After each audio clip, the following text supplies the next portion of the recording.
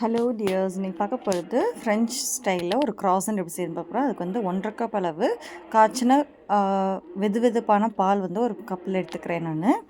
இதில் வந்து 2 ஸ்பூன் அளவு ஈஸ்ட் வந்து நீங்கள் எடுத்துக்கணும். அடுத்தது 1 ஸ்பூன் அளவு சுகர் ஆட் பண்ணிக்கிங்க. 5 மினிட்ஸ் வந்து நம்ம அப்படியே விட்டுடலாம் ஃபர்மெண்ட் ஆகிறதுக்கு. நல்லா ஃபர்மெண்ட் ஆகி வரும். அதுக்குள்ளே வந்து நம்ம தேவையானதெல்லாம் வந்து ரெடி பண்ணிக்கலாம். அதுக்குள்ளேயும் ஃபஸ்ட்டு வந்து 25 கிராம்ஸ் பட்டர் எடுத்துக்கோங்க. சப்போஸ் பட்டர் பத்தலை அப்படின்னா 50 கிராம்ஸ் எடுத்துக்கோங்க. 2 கப் அளவு மைதா எடுத்துக்கணும். 1 கப் அளவு பவுடர் சுகர் ஆட் பண்ணிக்கிங்க. லைட்டாக 1 பிஞ்ச் அளவு சால்ட் ஆட் பண்ணிக்கிங்க. இப்போ அடுத்து வந்து நம்ம ஆல்ரெடி ஃபர்மெண்ட் பண்ணி வச்ச அந்த மில்கை வந்து இதில் ஆட் பண்ணிட்டு நல்லா வந்து பிசைஞ்சுக்கணும். நல்லா சாஃப்டாக வந்து பிசையணும். நம்ம எப்படியே வந்து சப்பாத்தி மாவு பிசைகிறோமோ அந்த மாதிரி வந்து நல்லா பிசைஞ்சுக்கணும்.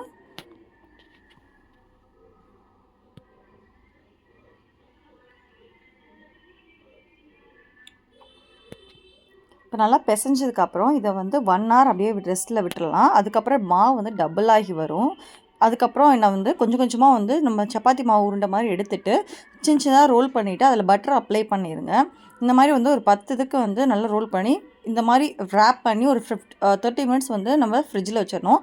அடுத்து ஃபுல்லாக வந்து நல்லா ரோல் பண்ணி விட்டுட்டு ஃபுல்லாக பட்டர் அப்ளை பண்ணிடுங்க.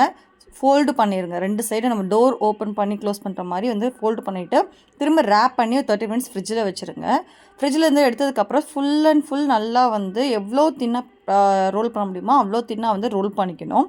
பண்ணிவிட்டு நம்ம வந்து விவி ஷேப்பில் வந்து நம்ம கட் பண்ணிக்கணும்.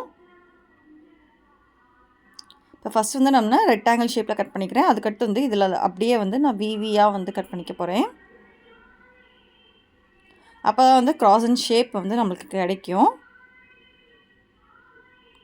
இப்போ சப்போஸ் வந்து உங்களுக்கு உள்ள ஸ்டஃபிங் வேணும் அப்படின்னா நம்ம வந்து நியூட்ரல்லாவோ இல்லை ஸ்ட்ராபெரி ஜாம் இந்த மாதிரி வந்து உள்ளே வந்து ஸ்டஃபிங் வச்சுட்டு அதுக்கப்புறம் வந்து நம்ம ரோல் பண்ணிக்கலாம்.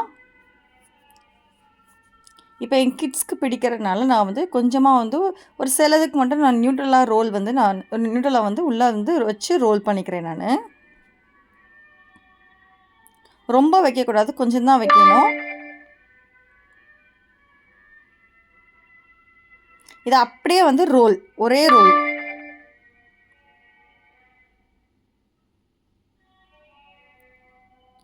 இதை என்ன பண்ணணும், இதை வந்து நம்ம ரெடி பண்ணி ஒரு பிளேட்டில் வச்சுக்கோங்க. அதுக்குள்ளே நம்ம ப்ரீ ஹீட் பண்ணிக்கோங்க குக்கரை.